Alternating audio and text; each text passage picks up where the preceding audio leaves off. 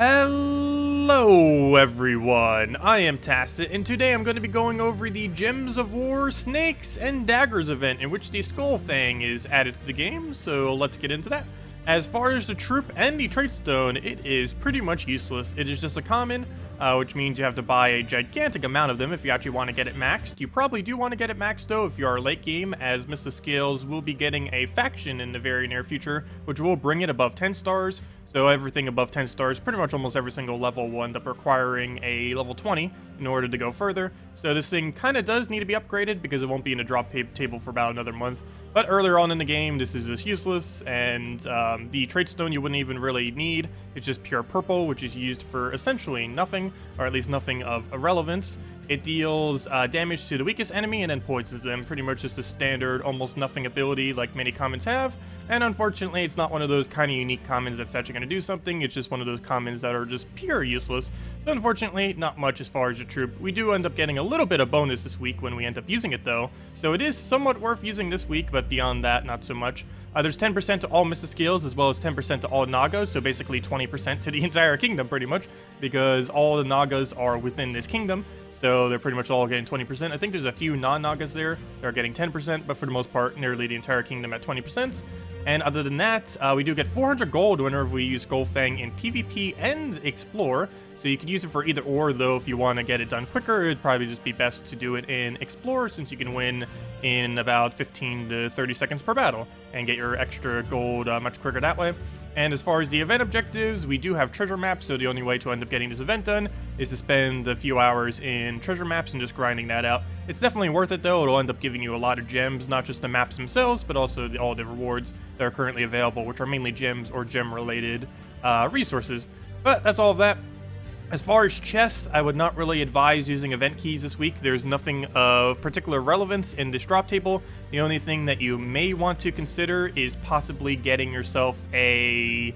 trying to get the mythic from this kingdom, just in case you want to get it for when this kingdom does get up to 10 stars. But everything within this kingdom is nearly useless, so I wouldn't really bother with event keys. This is a really skippable week as far as event keys are concerned. As far as all the games in Soulforge, we have ourselves the first time we're getting Warrens, other than the first time that it came out a little while ago. So this is the first specific Tuesday faction event for this. This is somewhat noteworthy, as this is currently the best faction in the entire game to farm. So it might be a good time to throw a lot of sigils at it, though do be mindful, if you are keeping it at level 20, you will not be able to do this event effectively unless you throw an absurd amount of gems at it.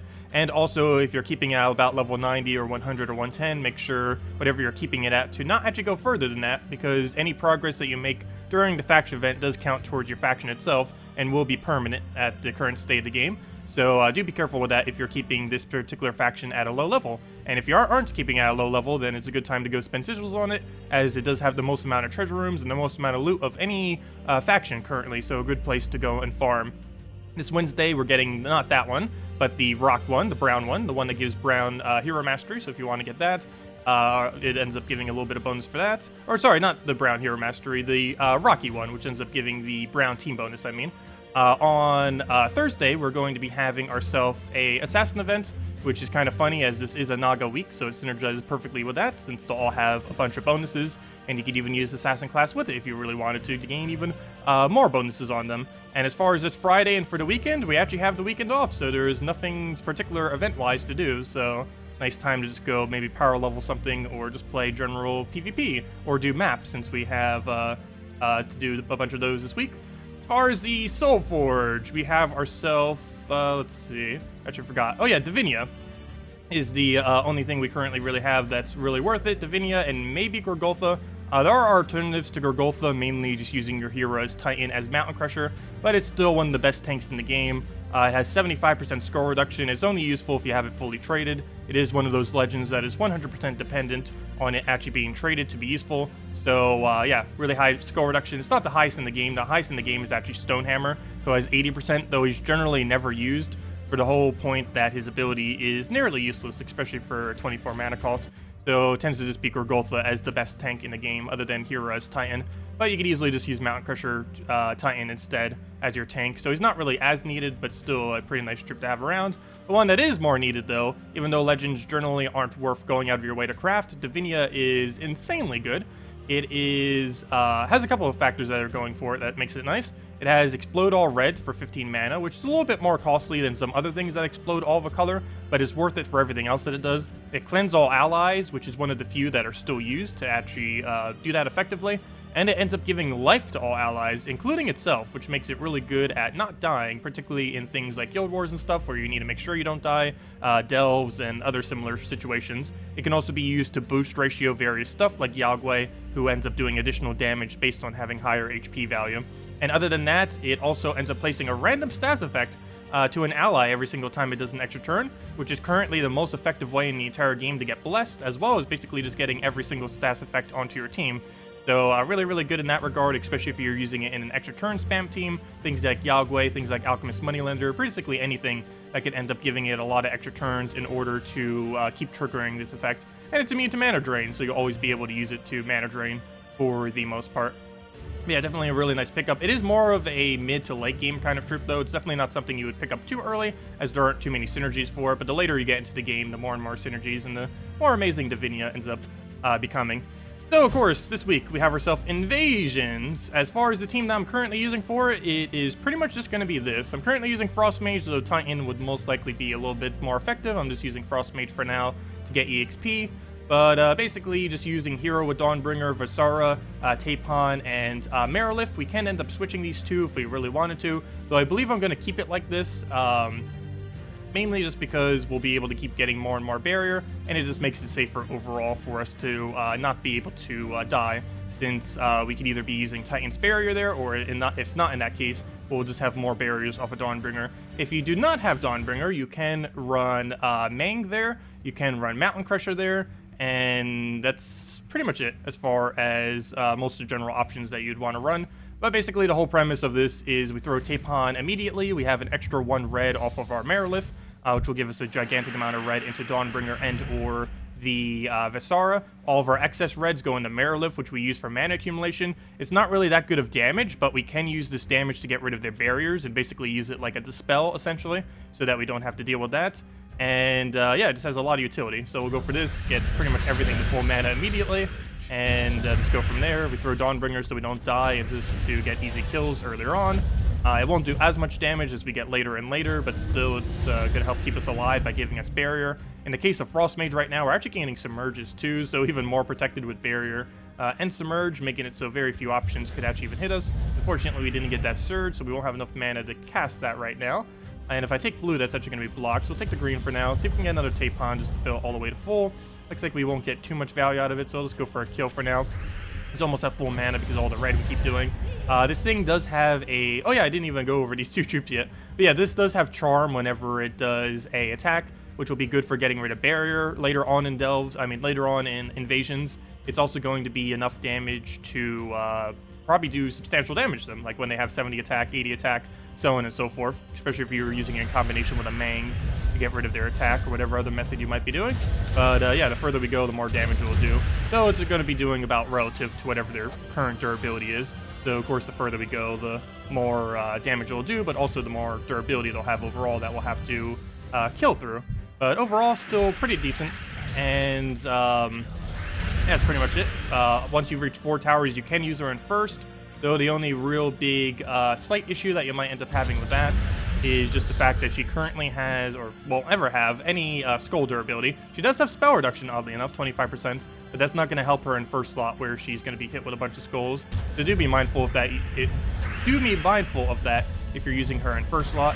Also, if you have a lack of damage options, you'd probably want to keep her a little bit further back like this anyways, just because you don't want to run out of damage options. It's better just to keep them safe than it is to try risking them for slightly quicker wins. You'd be able to get away with quicker wins, but you'd also occasionally lose battles, which you generally don't want to risk. Anyways, we'll go for that. Take our reds there. Should be able to get another 2 pokes in here. All we have to do is just simply take a skull and he'll die off of that.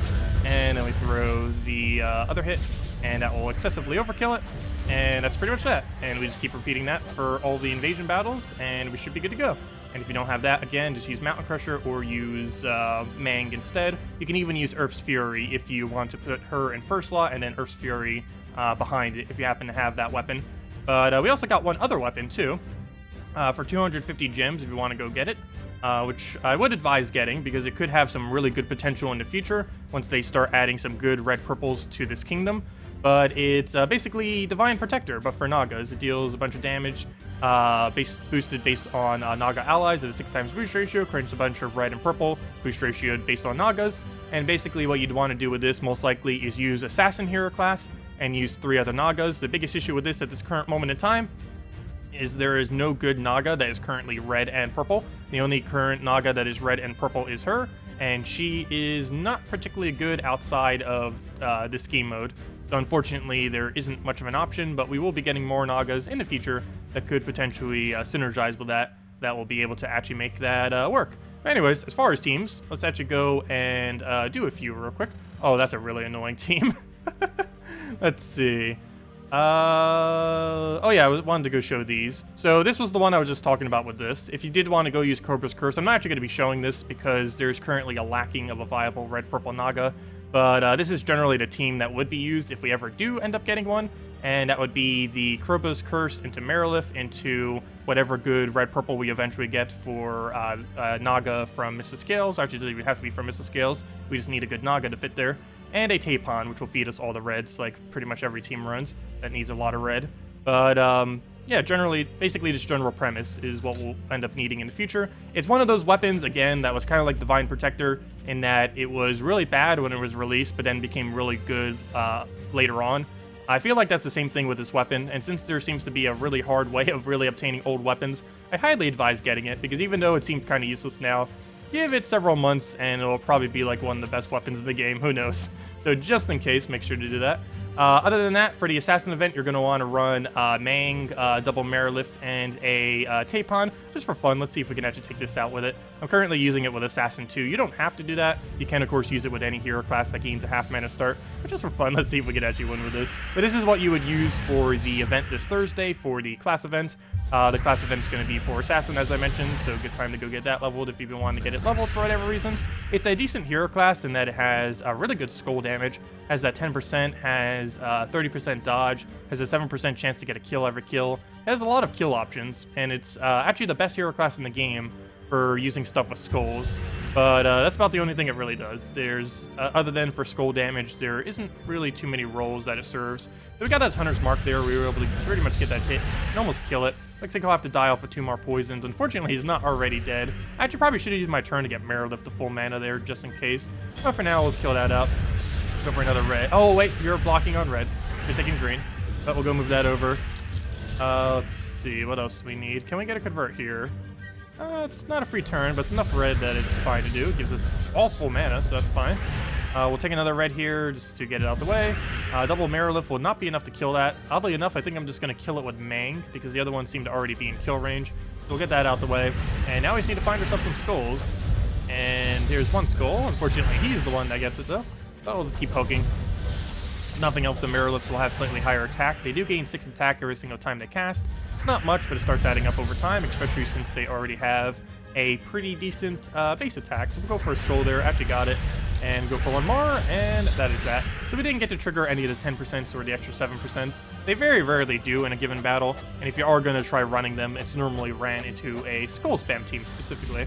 But yeah, if you're going to go run the event, that's pretty much what you're going to be doing for the Assassin event. And other than that, the only other thing that's really needs to be shown then for teams is just go to any Explorer you want, where you currently need trait stones, go to Explorer, and we can get a lot of gold this week by using a team along the lines of anything with Skull Fang, and ideally your hero in it too. So in this case, Skull Fang, Rowan, Firebomb, and a Prismatic Orb, which if you happen to get full mana on it before Rowan somehow, you'd be able to fill that into Rowan and get even more damage in case it's needed. You can also just use any hero weapon. It doesn't have to be specifically Prismatic Orb. It can be pretty much absolutely anything that you want there. But occasionally you will get a burst of mana that will be able to actually go into it directly, like right now. But we don't personally need it. It's just going to be enough to fill it that way. And as you'll see at the end of this battle, we will get an additional 400 gold. Normally it would only be about 500 something, but now it's around 900 something due to the extra 400 gold we got. and you'll be able to repeat this infinitely to gain quite a substantial amount of gold. This is basically the same, if not slightly more, than PvP whenever this does occur, due to the consistency that you can normally win Explore at. So here's one of the instances where we can actually use Prismatic Orb. It'll create its color, we get more armor for it. The armor is not really that much needed, but ideally we'll gain an extra turn off the armor, or off the gems that it spawns, and then we just kill it out. But you never know, sometimes the armor can help you. But yeah, there you go. And that's basically all you would have to do for that. Also, if you don't currently have Rowan, this entire team's really cheap. This you get for 300 glory this week. This is a free epic you get from completing out the Forest of Thorns questline, so even though it's an epic, it's a free one, so really easy to obtain. Firebomb's a common, though you do need it fully traded, and literally any weapon in the game with whatever hero class you want to level. And that's really all you need, and you can gain a bunch of gold by doing that this week in Explore. But anyways, guys, that's everything that I wanted to go over. If you guys still have any other questions or anything you want me to go over, let me know in the comment section below, and I'll get around to it.